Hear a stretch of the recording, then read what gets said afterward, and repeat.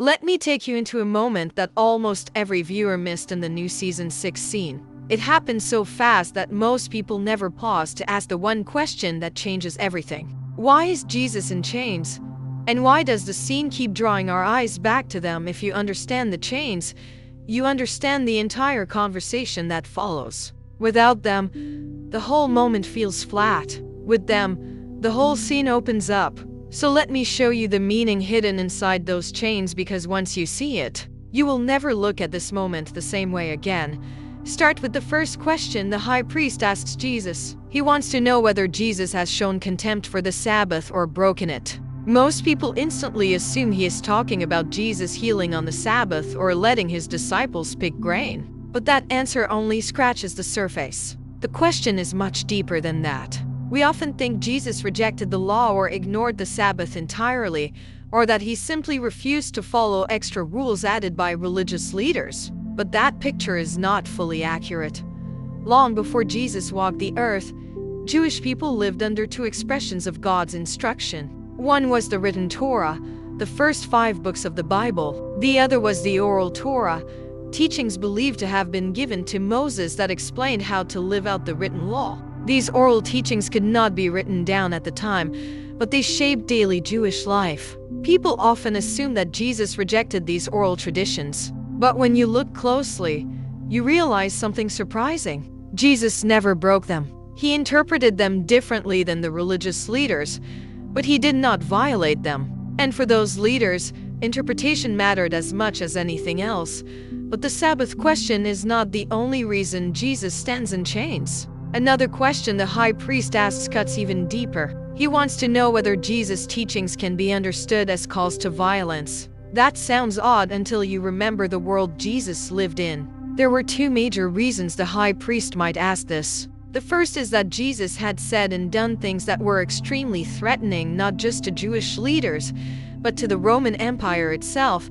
Take the moment when Jesus cast the demons out of the man among the tombs. The demons entered 2,000 pigs, and the pigs ran into the sea. This took place in a region ruled by soldiers who used the pig as their symbol. To them, that act looked like a quiet warning. It was as if Jesus was saying that he had the power to overturn their strength in an instant. And then Jesus called himself the Son of Man and openly embraced the title of Messiah.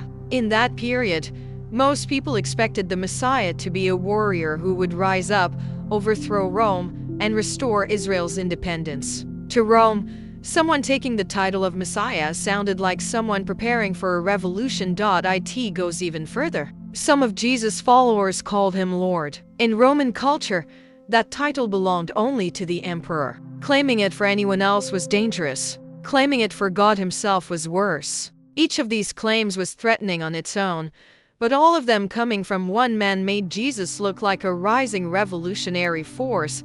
And then there is the simple fact that Jesus is from Galilee. At that time, Galilee had a reputation for rebellion. Since the period of Jesus' birth, one uprising after another began in that region. One group after another attacked Roman authority, stirred unrest, and inspired violent responses. Galilee was known as a center of resistance. So from Rome's point of view, and from the viewpoint of Jewish leaders trying to keep Rome from crushing their people, Jesus looked like someone who could ignite a new revolt. This also explains why the high priest asked whether one of Jesus' followers was a zealot. Zealots were not just political rebels. They were the heart of revolutionary violence in Galilee. But Jesus' answer reveals something most people never notice. The word translated as zealot in some Gospels comes from a Greek word tied to the Hebrew word for someone who is zealous or full of passion. Jesus was not gathering a band of rebels. He was gathering a group of people passionate about God's mission. Their zeal was not for violence but devotion. All of this helps us understand why the religious leaders think Jesus must be stopped. And that is exactly why the chains are so important. They represent not just an accusation of violence, but a fear that Jesus is disrupting the fragile balance between Jewish life and Roman rule.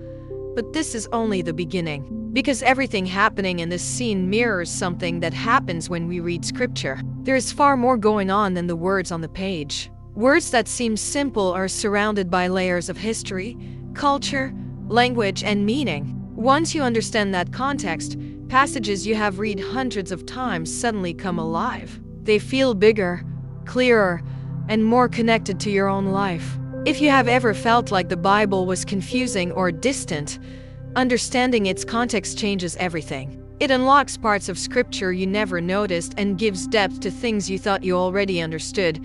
If you have ever wanted to learn how to do this, to read the Bible in a way that creates real change in your life, there is a simple path. Learning a few basic tools for understanding context can make your spiritual life stronger and clearer than ever before. And when you begin reading the Bible with fresh eyes, you can discover things that transform your faith in ways you never expected. That is why learning how to unlock the Bible is such a powerful experience.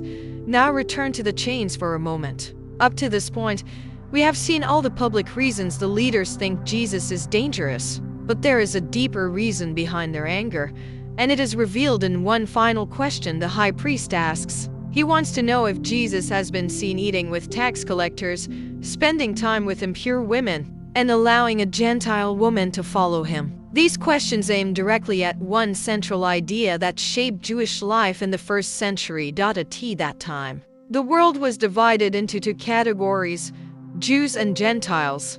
Jews were those who followed the written and oral Torah. These commands set them apart as the people of God. It was their identity and their purpose. Gentiles, on the other hand, did not follow these commands. They did not live by the practices God gave to Israel. So Jews often referred to them by another word. They called them sinners, and this is where the conflict becomes intense. In their eyes, sinners were ritually unclean.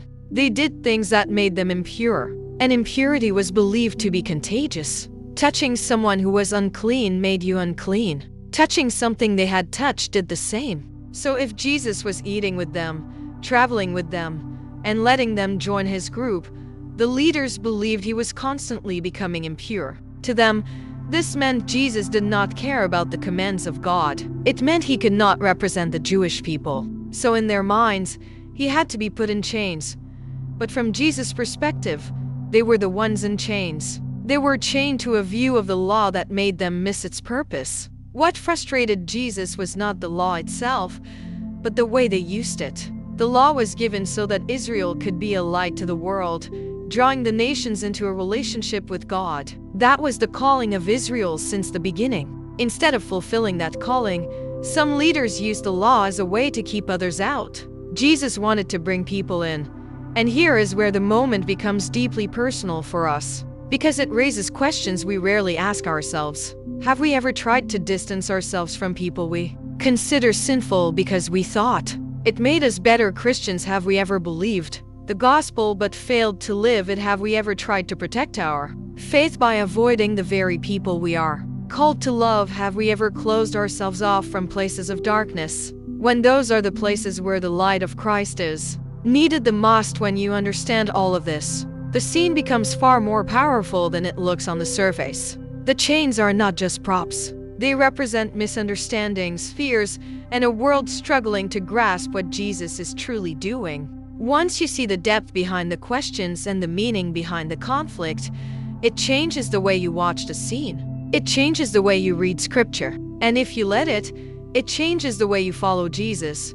If you want to dive deeper into this kind of understanding and learn how to unlock spiritual insight that transforms your relationship with God, there are simple tools anyone can learn. And once you do, your reading of Scripture will never feel the same again. If you want to continue discovering moments that change the way you see both the Bible and this show, there are many more insights waiting for you. Each one opens another layer of understanding and invites you to walk deeper into the story.